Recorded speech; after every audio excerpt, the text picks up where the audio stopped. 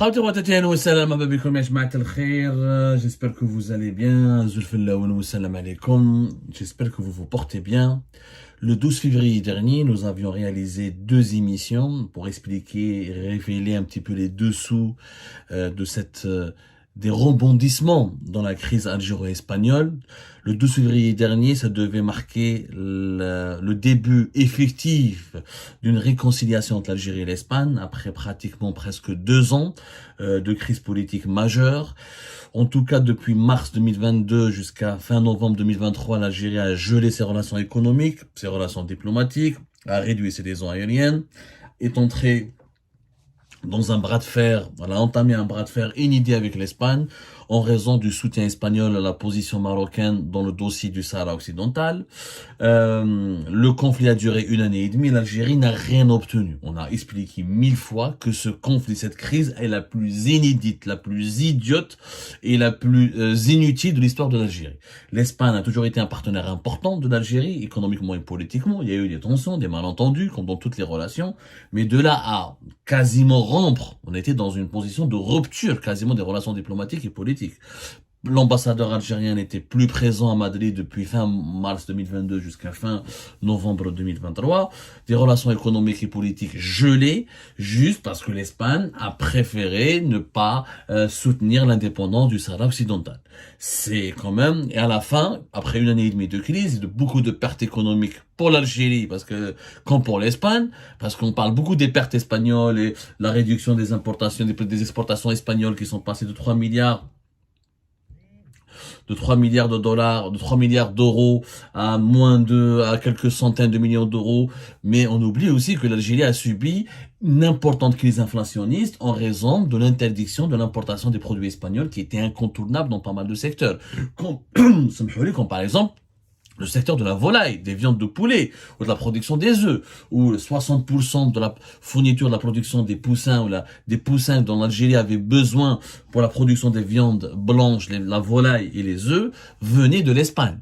On en a déjà expliqué, on en a parlé, sans parler dans d'autres matériaux, dans d'autres secteurs, dans certaines pièces mécaniques, certains matériaux de construction, même la défense, le ministère de la Défense, l'armée algérienne a été impactée parce qu'elle avait certains contrats avec certaines entreprises espagnoles. Plus de 129 000 entreprises espagnoles travaillaient avec l'Algérie et certains fournisseurs algériens étaient dépendants de leurs fournisseurs espagnols et ça leur a coûté plus cher de changer de fournisseur, de trouver d'autres partenaires. Ce n'était pas évident. Ce n'était pas évident alors que l'Espagne a perdu, mais elle a retrouvé des parts de marché importants au Maroc et que le Maroc est sorti le gagnant de cette histoire. Le Maroc a renforcé ses relations économiques avec l'Espagne, qui est devenu son premier partenaire commercial et économique. Plus de 10 milliards d'euros. On parle de plus de 11 milliards d'euros d'exportation et d'échanges économiques entre l'Espagne et le Maroc. C'est devenu quand même... Cette affaire a vraiment bousillé l'équilibre des forces dans la Méditerranée occidentale et ça a fait le jeu du Maroc, on l'a expliqué, on a donné des chiffres. On a parlé du pourquoi et du comment, pourquoi Tebboune ne voulait pas recevoir José Manuel Alvarez qui devait venir à Alger le 12 février dernier, le chef de la diplomatie espagnole, et que c'est l'Espagne, c'est elle qui a reporté, voire annulé la visite de son chef de la diplomatie, parce qu'elle n'acceptait pas la posture humiliante dans laquelle voulait l'enfermer Abdelmajid Tebboune.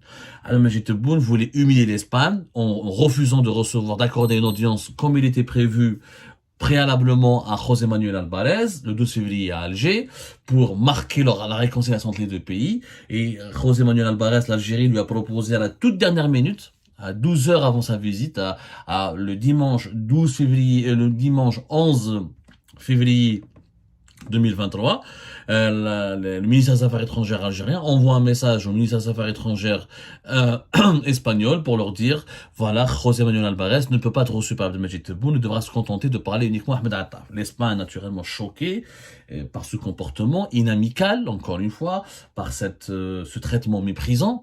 Un pays aussi important que l'Espagne, qui fait partie des 20 pays les plus riches du monde, quatrième économie, quatrième puissance de l'Union européenne, parmi les pays les plus importants de la Méditerranée, ne peut pas se permettre d'accepter de se faire humilier de la sorte et d'envoyer son ministre des Affaires étrangères sans être reçu par Abdelmajid Tebboune, alors que c'était programmé ainsi et que ça devait marquer une réconciliation et que Abdelmajid Tebboune a l'habitude de recevoir des personnalités et des ministres beaucoup moins importants, de pays beaucoup moins importants et de rang inférieur à l'Espagne, puisque l'Espagne, encore une fois, ce n'est pas la Mauritanie ou la Tunisie ou le Mali ou le Niger, ça reste quand même une puissance économique européenne et un partenaire stratégique pour l'Algérie.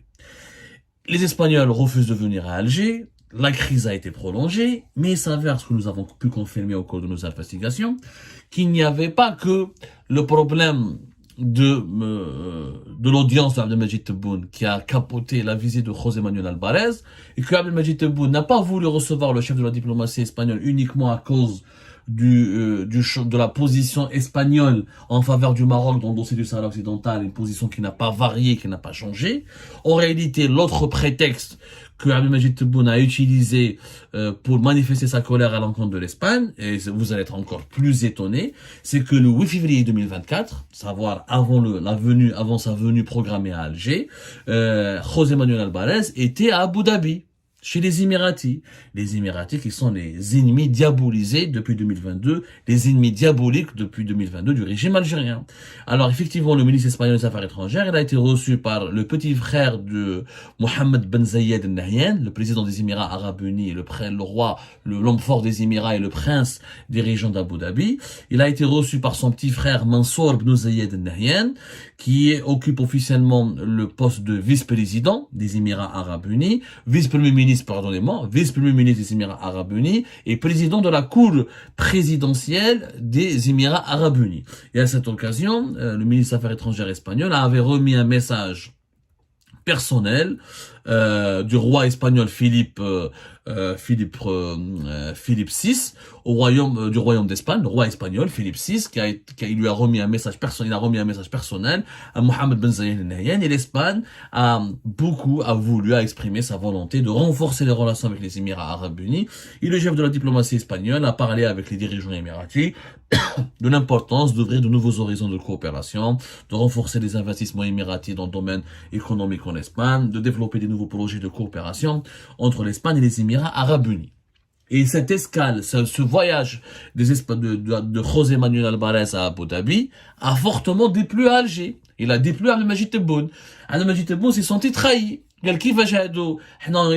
veut se réconcilier avec les Espagnols, mais les Espagnols, ils envoient leur chef de la diplomatie à Abu Dhabi avec lesquels nous avons des différends et un conflit, une crise. Donc l'Espagne, à l'hsab le régime algérien, à l'hsab Abdelmajid Tebboune, l'Espagne doit consulter d'abord l'Algérie pour parler aux Émiratis. C'est haram, il faut pas parler aux Émiratis. Si tu veux rétablir tes relations avec l'Algérie, il faut pas parler aux Émiratis. Alors auparavant, on reprochait aux Espagnols leur position, leur alignement sur la position marocaine. Maintenant, le régime algérien reproche à l'Espagne son amitié avec les Émirats Arabes Unis. C'est incompréhensible. Je n'ai jamais vu un État qui se comporte de la sorte. Et jamais l'Algérie ne s'est comportée de la sorte. Au nom de quoi l'Algérie devrait interdire à l'Espagne de ne pas parler aux Émiratis?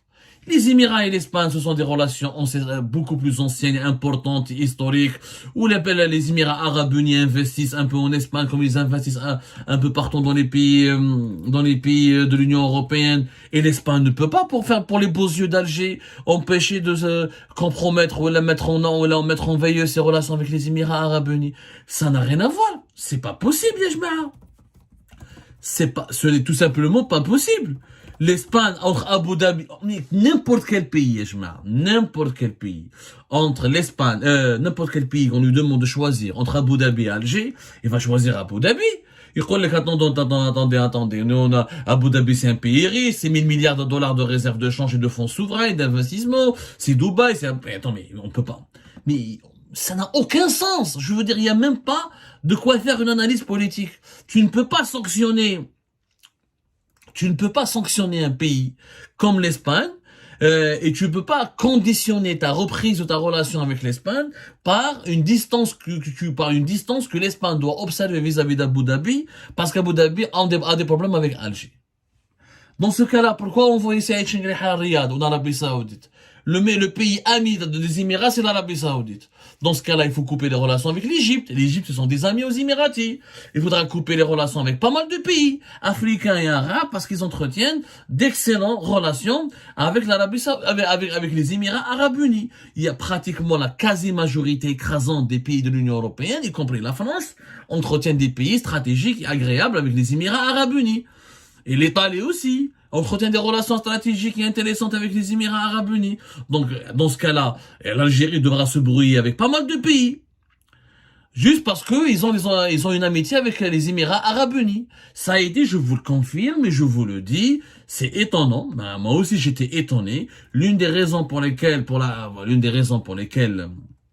Abdelmajid Tebboune n'a pas voulu recevoir José Manuel Alvarez, c'est c'est sa visite avec sa visite à Abu Dhabi et le message qui a été remis à Mohamed Ben Zayed et donc on soupçonne les Espagnols de comploter aussi avec les Émiratis contre l'Algérie. On nage en plein délire, ya jma'a, on nage, wallah ya jma'a, on nage en plein délire. On ne peut pas aujourd'hui faire du chantage à des pays, notamment des pays aussi importants comme l'Espagne, et on ne peut pas on ne peut pas leur demander de cesser ou de ne pas développer leur relation avec Abu Dhabi s'ils veulent remettre ou la développer, s'ils veulent se réconcilier avec l'Algérie ou la développer leur relation avec l'Algérie. C'est tout simplement irrationnel. Je dis bien, c'est tout simplement irrationnel. C'est des milliards d'euros qu'il y a d'enjeux économiques qu'il y a entre l'Espagne et les Émirats arabes unis. Les Émirats arabes unis ont des bonnes relations avec tous les pays de l'Union européenne. Et tous les pays de l'Union européenne rêvent d'accueillir les investisseurs émiratis ou là des investissements financés par les fonds souverains d'Abu Dhabi ou là de Dubaï. Qu'est-ce qui me معك? Si tu commences à exiger à beaucoup de pays européens de ne pas parler avec les Émirats arabes unis, beaucoup de pays ne vont pas traiter avec l'Algérie. Ça n'a aucun... Je sais pas comment vous expliquer. C'est assez grave, Yajma. C'est vraiment grave de conduire les relations diplomatiques ou les relations internationales de l'État algérien de la sorte. Tu t'énerves, malabèche, comment expliquer, tu t'énerves, on fait une crise épidermique, et on manifeste notre colère à l'égard de l'Espagne parce que l'Espagne est l'ami des Émirats. Où est le sens? Où je décris les relations espagnoles et avec les relations entre les Espagnols et les Émiratis avec les relations entre l'Espagne et l'Algérie. C'est deux paires de manches, c'est deux dossiers différents. L'Espagne a le droit d'entretenir, d'abord c'est un État souverain, il a le droit d'entretenir des relations avec n'importe quel pays au monde. C'est comme si demain, imaginez que demain, la France ou l'Espagne vont dire à l'Algérie, ah, parce que vous entretenez des relations avec la Corée du Nord ou avec la Russie, nous on ne veut pas vous parler. Chaque État, chaque pays, il est souverain de faire leur rapprochement, de choisir ses partenaires diplomatiques ou là, politiques ou là, économiques, et aucun pays au monde n'a le droit de dicter ses relations à ses partenaires ou là de imposer ses intérêts à ses partenaires. C'est immoral et encore c'est totalement irrationnel. Irrationnel. C'est pas parce que José Manuel Alvarez était à Abu Dhabi que cela fait de lui le pion d'Abu Dhabi, parce que l'Espagne est une puissance émergente, une puissance internationale, donc on le voit, est un pays important. L'Espagne ne reçoit pas des instructions d'Abu Dhabi. L'Espagne, c'est un pays indépendant, souverain, il a des relations, il veut avoir de bonnes relations avec les Émiratis, comme il veut avoir de bonnes relations avec l'Algérie. Il faut pas mélanger les dossiers, il faut pas mélanger les problèmes. C'est parce que l'Algérie a des problèmes avec les Émiratis que tous les pays qui entretiennent des bonnes relations avec les Émiratis doivent faire plaisir à l'Algérie et rompre ses relations avec les Émiratis. C'est-à-dire l'Algérie a dit la Chine, ou Washington, ou la première puissance au monde. Les habna, mais ils ont nos ennemis. Ça n'a aucun sens. Ça n'a aucun sens ce qui a été fait. Nous sommes en train de renforcer notre isolement. Et à cause de ce comportement, les Émiratis vont encore profiter pour se rapprocher davantage de l'Espagne et pour tisser leur toile d'araignée en Espagne. Vous allez voir, on crée l'exact effet inverse de ce que nous recherchons, à savoir empêcher nos adversaires géopolitiques de nous isoler, de pousser ou de nous inciter nos partenaires et nos amis à se retourner contre nos intérêts. C'est tout simplement catastrophique ce qui se passe. Cette gestion des affaires diplomatiques de l'Algérie est catastrophique. Et le fait de considérer le voyage à Abu Dhabi de José Manuel Alvarez comme un motif justifiant l'annulation de l'audience qui était prévue avec Abdelmajid Tebboune est tout simplement un comportement que nous n'avons irrationnel, absurde, qui n'a jamais eu d'égal dans l'histoire depuis l'indépendance de l'Algérie.